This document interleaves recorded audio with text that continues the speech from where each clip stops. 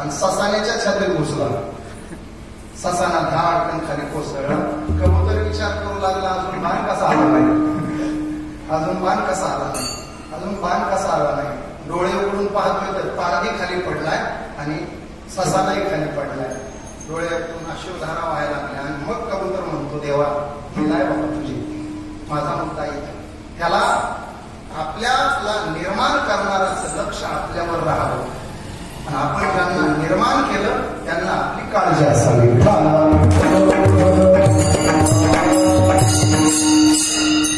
ही एक मला ती मातृशक्ती पुढे आणायची. ईश्वर ह्या कार्यानं मातृशक्तीचं रूप प्रगट करतो. आता व्यावहारिक जीवनात ही मातृशक्ती आणि पितृशक्ती आज ह्या आई वडिलांसाठी हा सगळा जनसमुदाय गोळा करून हे करतो. मानवी जीवनामध्ये ह्या दोन शक्ती, एक मातृशक्ती आणि दुसरी पितृशक्ती. ईश्वराला सुद्धा या दोन सत्तेनंच काम करावं लागतं.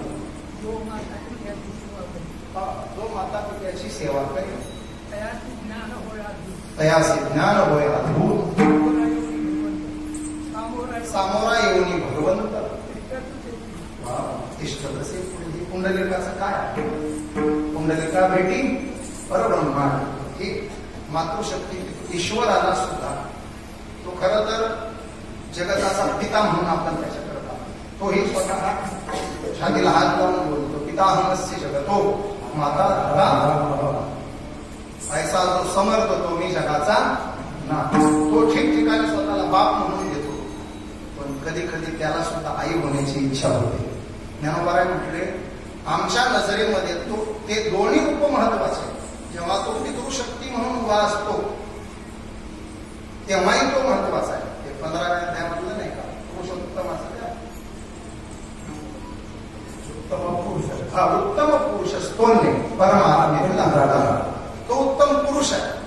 पण त्याला सुद्धा ह्या स्त्री रूपाची अपेक्षा आहे. माऊलींनी त्या दोन्हींना समान अमृतानुभवात पहिल्या ओळीत माऊलींनी निकाल लावून दिले. आईसीही निरुपाधिके जगाची जे जनिके, हे वंदिली मी आपुळे के देवो देव. देव याचा अर्थ पुरुष आहे आणि देवी याचा अर्थ शक्ती आहे. शिवही महत्वाचा आहे ज्ञानोबारायच्या दृष्टीने, शक्तीही महत्वाची. अमृतानुभवातच महाराज अजून एक सिद्धांत माऊली बोलले, ते हे एक एकावीन न किजे तोरणाचेही निर्माण. गवताची काडी जरी ईश्वराला निर्माण करायची असेल तर एकटा शिव काही करू शकत नाही, त्याला शक्तीची गरज लागते.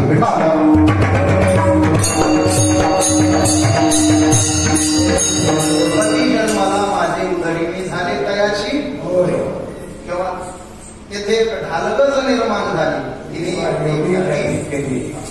पहिले कोठेच नव्हते काय, कानोबा तेरे केला, त्या ढालगजची गरज आहे. पुरुषाला प्रकृतीची आवश्यकता आहे. तुम्ही पहा, मी दोन नाव सांगून पुढे जातो. शिव, शिव म्हणजे कोण? शिव म्हणजे मला महादेव पटकन. शिव म्हणजे महादेव.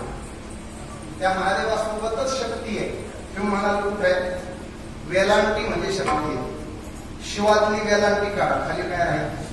शिव म्हणजे बोला, शेव शिवडा नाही, प्रेम. अजून मड म्हणा. भगवान शिव सुद्धा शक्ती सोबत नसतील तर मड आहेत. मड. राधा, राधेश्याम असं म्हटलं. राधेश्याम मधला र म्हणजे राधा.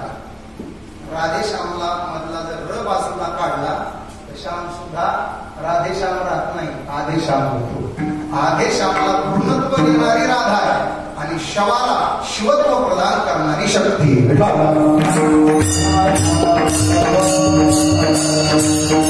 पितृशक्ती जशी महत्वाची शक्ती शिव, तसं मातृशक्ती सुद्धा महत्वाची. आणि त्या मातृशक्तीचं मूर्त स्वरूप म्हणजे आई.